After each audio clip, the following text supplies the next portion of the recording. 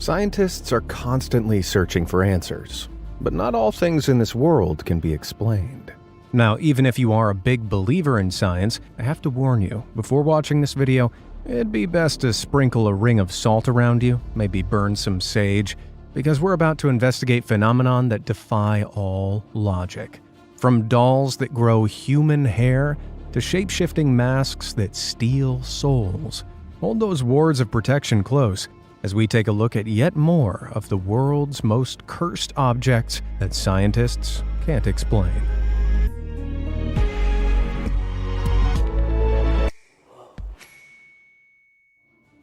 Valley of the Dolls. Many people find dolls cute, but I would argue there's literally nothing creepier. Case in point, let me introduce you to Little Jimmy. This doll was won by 12-year-old Leroy Bland at a Kentucky carnival in 1910. The doll is creepy enough with its cracked porcelain face and unsettling blood-red smile, but its story only got darker when, in 1914, the First World War broke out. Leroy's mother knitted Jimmy its own soldier uniform to honor all the brave young men serving in the war. Little did she know that World War I would become one of the most deadly conflicts in all of history, with a casualty toll estimated between 15 to 22 million. Yeah, little Jimmy here became a pretty dark talisman, but he just looks creepy. Whereas I've got two real-life stories of truly cursed dolls, and it'll be up to you to decide which of these disturbing dolls deserves the title of Most Cursed Toy. Are you ready? First up, we have this 3-foot-tall doll dressed in a sailor suit. Looks innocent enough, right? Well, wait until you've heard its full twisted tale. It's more than 117 years old, and is presently on display at the Fort East Martello Museum in Key West, Florida. But before he came to the museum in 1994, he was the property of Gene Otto, who was gifted the handmade doll as a child. Gene named the doll Robert and quickly became attached to his new toy, until one night, Gene woke up to find Robert sat at the edge of his bed. Moments later, his mother was awakened by the sound of Gene's screams and furniture being thrown around the room. When she finally opened the door, the bedroom was a mess and Gene was crying. When she asked Gene what happened, he pointed at the doll, still at the foot of the bed, and said, "Robert did it." This would become Gene's catchphrase whenever something was broken or went missing in their home. Sounds like a typical child's excuse to lie their way out of trouble, or so Gene's parents thought. They soon began witnessing other supernatural phenomenon, claiming they often heard their son upstairs talking to the doll, before hearing a different voice respond. There were also reports of the sound of a demented giggling, and visitors spotted Robert running up the stairs. Despite these spooky accounts, Robert continued to live with Gene, and eventually, as Gene grew out of his doll phase, Robert was stored away in a trunk in the attic. But children in the street claimed they saw Robert staring out at them from the attic window. It felt like he was watching, always watching. They swore he would disappear and reappear without any explanation, and so kids began avoiding the house altogether. Gene sadly passed away in 1974, and when new owners moved into the house, their young daughter was delighted to find Robert in the attic. But this soon took a bad turn, as their daughter began to claim that the doll was trying to hurt her. They dismissed the kids' claims as an overactive imagination. But soon they began to notice Robert moved around the house even when no one was home. And even visitors noticed his blank expression seemed to change when anyone badmouthed his previous owner, Gene. Eventually, after one too many inexplicable occurrences, Robert was donated to the museum, where he resides to this day. Now, locals believe that it was actually the maid of the Otto family who gifted Gene the doll, and having been treated badly by the family, cursed it with dark magic as revenge. However, no records have been found to prove this. And scientists can't accurately test or prove the claims of this mischievous doll, as they are all from eyewitness statements, though many people swear their photos are ruined if they ever try to take selfies with Robert without his permission.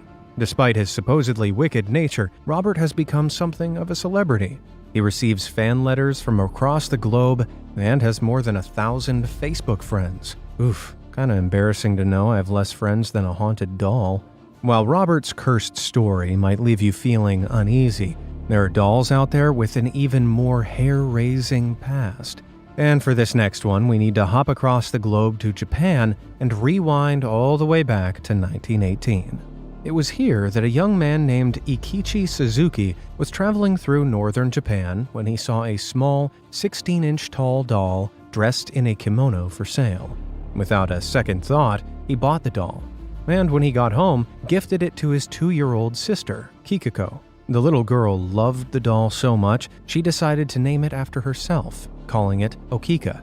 However, a year later, Japan was overrun with yellow fever, an infectious and deadly disease that resulted in many fatalities, including poor Kikuko.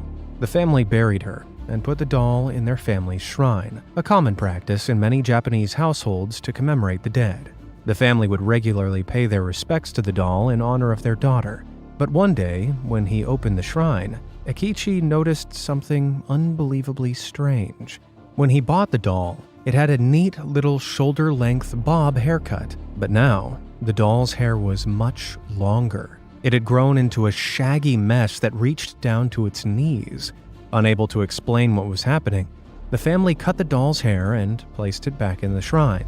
But when they opened the shrine again, its hair had grown back.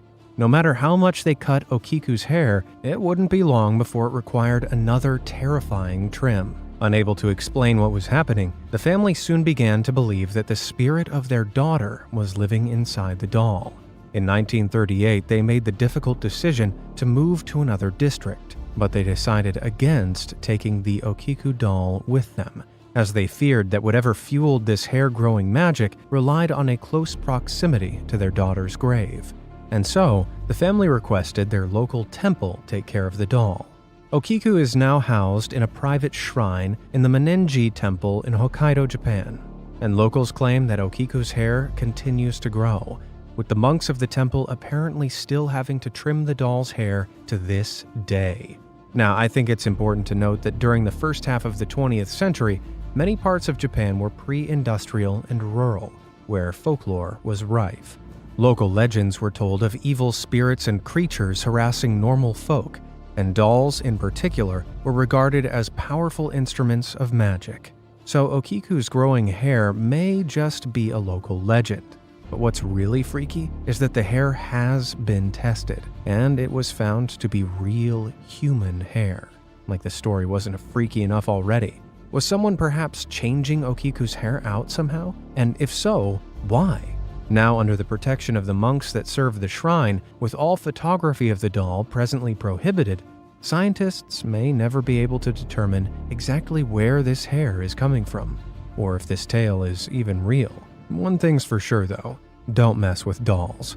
Which of these dolls creeped you out the most? For Robert, hit that subscribe button, and for Okiku, hit that like button.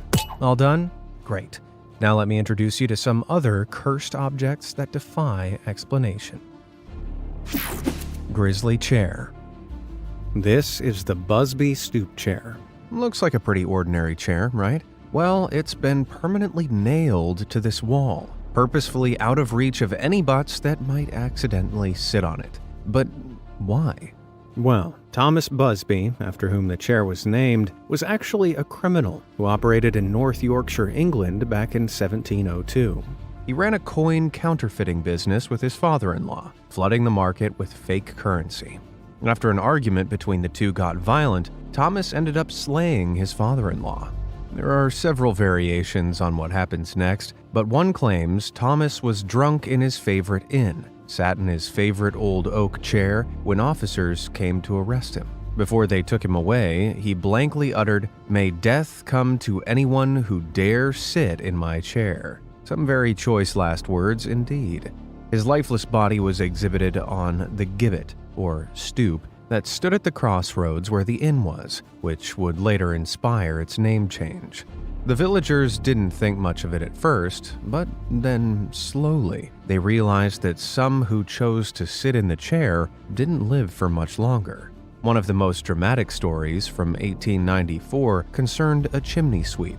Drinking at the inn, he decided to sit in Busby's chair and was found dead the following morning. Soon after, an apprentice challenged his coworker to tempt the chair's curse, a bet he soon came to regret as the coworker died shortly after.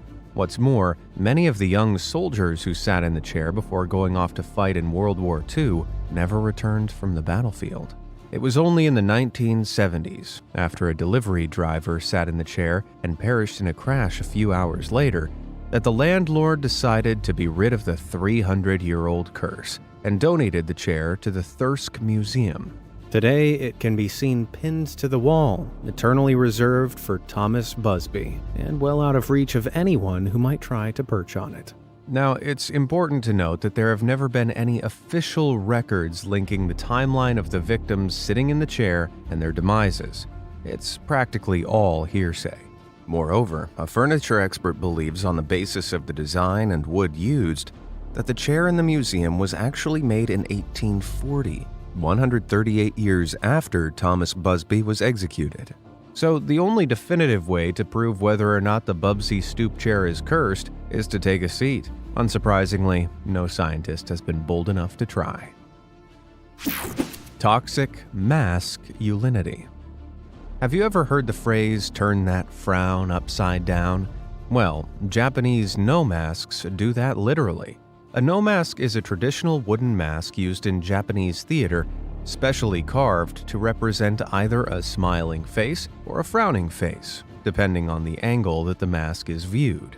If you tilt your head downwards while wearing the mask, it appears more joyful or relieved. But if the mask is tilted upwards, you will seem depressed or sad. However, only trained actors are allowed to wear these masks, because a cursed legend haunts their very existence. According to folklore dating back to the 14th century, no masks have the ability to absorb negative emotions such as anger, hostility, or jealousy. The mask then creates its own evil identity, draining away the life force of the one wearing it. The legend even states that the mask will remain on the person even after their body begins to rot. That is to say, the mask will possess the dead body to search for its next victim. Though this is all just Japanese folklore, it's a legend scientists have never been able to riddle the truth out of. So where did such a sinister curse even come from? It might be linked to how wearing a mask affects one's behavior, as being anonymous psychologically empowers people to do things they might not ordinarily do. But being anonymous and being a possessed husk of a human are two very different things. Even so, one thing's for sure, these masks are 10 times scarier than the ones we're all used to wearing. Under pressure. They say that diamonds are a girl's best friend, but it turns out black diamonds are a girl's waking nightmare. Unlike colorless diamonds, natural black diamonds contain trace amounts of graphite within them, which give the stones a solid black coloring. And there's perhaps no more stunning specimen than the huge 67.5 carat black Orlov diamond, although it was once even more stunning at a colossal 195 carats. It was discovered in 19th century India, where it was stolen by a greedy Jesuit cleric from a statue of Brahma, the Hindu god of creation. The jewel is officially known as the Eye of Brahma, who apparently did not take kindly to his eye being stolen. A catastrophic curse followed in the wake of all those who came into contact with the black diamond. An eye for an eye, as they say. Following the diamond's Western world tour left a trail of destruction, akin to an assassin skilled at making members of the upper class meet highly mysterious ends. Its new owner then supposedly tried to break the curse by splitting the diamond into 3, before having one of the gems, what we now know as the Black Orlov, recut and set into a necklace, which sold for $352,000 back in 2006. However, skepticism has been cast on this so-called curse. Whether this is a case of incredible coincidence or complete fabrication, I don't think anyone's keen to wear that big black diamond anytime soon. However, the Black Orlov isn't the only gem stolen from India with a curse set upon it. This jewel is tellingly named the Cursed Amethyst. Sounds pretty apt until you learn it's actually a purple sapphire. The legend of this stone begins back in 1857, when cavalryman Colonel W. Ferris is said to have brought the amethyst to England after it was stolen out of a sacred temple of Indra. And just like the other stone stolen from an Indian temple, it soon took its revenge. The colonel's health rapidly deteriorated, and he went bankrupt. After his son inherited the stone, the same fate befell him. Then, in 1890, Edward Heron Allen received the stone, and almost immediately, he too was plagued by disasters. He quickly re-gifted the stone to a friend who was a singer, but she suddenly lost her voice after receiving it. Finally, desperate to be rid of it, Edward threw it into the Regent's Canal. Yet, 3 months later, the stone was rescued from the canal by a dredger, who sold it to a dealer who recognized the gem and returned it to Edward. He became so paranoid about the stone that he packed it away in 7 boxes before locking it inside a bank safe. Edward eventually declared the safe could only be opened 3 years after his death, which happened in 1943. The stone was then donated to the British Museum, with a warning note from Edward listing its history of evil. Today, the stone remains locked up in the vault of the Natural History Museum in London, where it's forbidden to touch. Now, the rational part of me wants to believe this is nothing more than a string of incredible coincidences. But as even museum experts aren't taking their chances, maybe this curse is legit. Either way, I don't think I'll be purchasing any giant, super expensive gemstones from here on. Like that was ever a risk. Say boo. We all want that one perfect Instagram selfie, and it's super annoying when people photobomb your perfect pose. But have you ever been photobombed by a ghost before? It may sound ridiculous, but ghosts have been appearing in photographs long before the first selfie was ever taken. In fact, the art of capturing ghosts on film, called spirit photography, can be traced all the way back to the 19th century. In the 1860s, American photographer William Mumler appeared to capture an image of a very famous ghost, the deceased President Abraham Lincoln, who was stood behind his wife, Mary. Following this, William's business boomed as he received a whole list of clients keen to make a paranormal connection with their loved ones. But with huge popularity came the equally huge skeptics. Most prominent among them was P.T. Barnum, the businessman who popularized the three-ring circus, who took William to court. He charged William with exploiting grieving families by deliberately faking these ghost photos.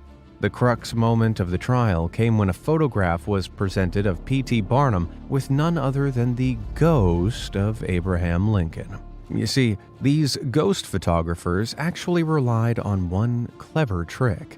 William would insert a previously prepared glass plate featuring an image of the deceased into the camera, in front of an unused glass plate that was used to capture an image of the client. This double exposure technique then superimposed a ghostly image of the deceased onto the main photo, creating a spectral sight. This followed even creepier allegations that William had actually broken into its clients' houses to steal photos of their deceased relatives. While in other cases, the supposed spirits featured in these photos were actually previously taken portraits of people still alive. Despite the evidence mounted against him, William was acquitted of fraud. However, he didn't escape the court of public opinion, and with his reputation ruined, his business never recovered. But even though ghosts appearing in old photographs has been thoroughly debunked, ghostly figures still keep appearing in iPhone photo reels today. Does Apple have a secret streaming contract with the dead? Well, actually, it's due to the way smartphones take photos. Unlike analog film, which capture an image in one flash, smartphones take photos in stages, just like a scanner moves over a piece of paper. The smartphone's camera sensors need time to record all the picture's information. This is called image aliasing, and as a result, anything moving through the shot could appear distorted in the photo. So this is a spooky mystery that scientists can solve. What they can't figure out, though, is people's continuing belief in ghosts despite all the evidence disproving their existence. What about you? Do you believe in ghosts? Let me know down in the comments below. A chance in hell. Professional rivalries can lead to some damn dirty business, no matter what industry they're in. However, back in the 1890s, one professional rivalry within the Welsh architect community took a demonic turn. It was at this time that St. Mary's Church in the city center of Swansea decided to undertake some major renovations. One local architect offered to take on the project, but he was turned down in favor of an outside contractor. Enraged by this snub, he began to plot a most devilish revenge. He bought a row of cottages next to the church, demolished them, and built red brick offices in their place, before planting a 3-foot-tall carved sculpture of a devil atop it. Those eyes really follow you around, don't they? The vengeful architect reportedly cursed the church by saying, "When your church is destroyed and burnt to the ground, my devil will remain laughing." Wow. Who knew edgelords existed before Reddit? The devil statue became known as Old Nick, and he unblinkingly watched over the holy house day after day from his spot on the roof. And then, a little over 50 years later, during World War II, the Germans bombed Swansea. The 72-hour bombardment damaged 11,000 buildings and razed 872 to the ground, including St. Mary's Church. Almost every structure in the city center was flattened, but the building with Old Nick on top, shockingly, remained standing. The architect's curse had come to pass in one of the most statistically unlikely ways possible. Though eventually Old Nick's building was demolished in 1962 and the statue mysteriously disappeared. But with the devil's luck, Old Nick was later recovered in an English garage. After a quick makeover, the sinister stone statue was put on watch in the Swansea Quadrant Shopping Center. But given his history, the locals felt uneasy with him unblinkingly watching them, and so he was relocated to the Swansea Museum in 2019. Today, he can be found safely sat behind glass and out of the eye line of any nearby churches. Evil Elmo. Sesame Street is one of the most beloved children's programs in the world, with the Little Muppet Elmo being an iconic main part of the show. He quickly became a popular children's toy, but back in 2008, one 2-year-old in Florida had an encounter with his Elmo doll that chilled his mother to the bone. That day, Melissa Bowman was watching her son James play with his Elmo Knows Your Name doll, a personalized plush talking electronic toy, when suddenly the fuzzy doll blurted out, "Kill James." What's worse, the toddler then started parroting the phrase. The doll and the toddler began repeating "Kill James, kill James" in a maniacally cultish chant. Eventually, the doll's batteries ran out, but even when they were replaced, Elmo continued to repeat in a sing-song voice, "Kill James." Had some kind of demon possessed Elmo, turning the toy into a bloodthirsty machine? It turns out it may have been more sinister than that, as this particular Elmo doll can be programmed to repeat phrases and remember your child's name. It seems impossible, but unless Elmo was really possessed, someone must have uttered the evil phrase to the doll for it to learn it in the first place. Wow, never thought I'd be rooting for the demonic possession explanation, but here we are.